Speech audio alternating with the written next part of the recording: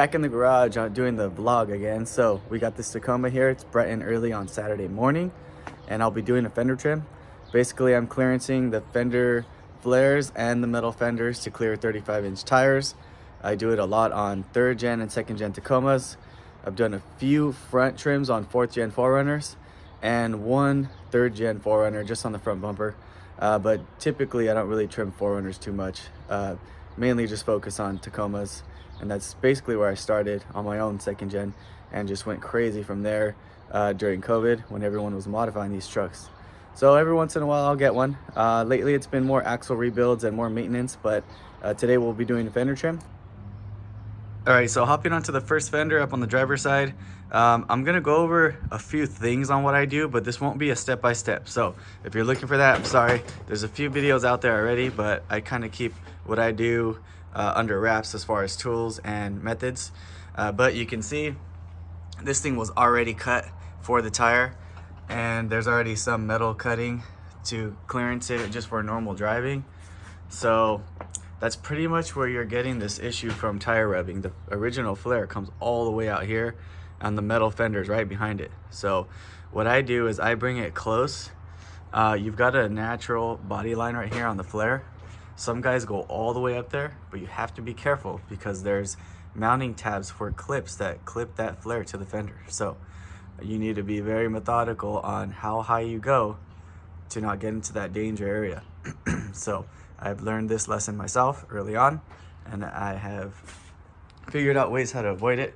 It's not a huge secret, but just don't go all the way up to the line, all right? All right, so we got the fender clearanced out and matched up to the front bumper on this one. Since it doesn't have a high clearance, it's not a problem. But you gotta make sure that your cuts are clean. If you can't do this, you gotta clean it up because jagged, rusty metal is not good in the long run. So clean it up as best you can, and then time to trim the flare and put it all back together. This is the part where you can make one of two choices. One, you can put edge trim on, or you can leave it without. A lot of times people use edge trim to hide a really rough cut or uneven cut. I found smoothing it out as best as you can before the edge trim makes the trim look even better after, and I'll show you that right now after I put it on.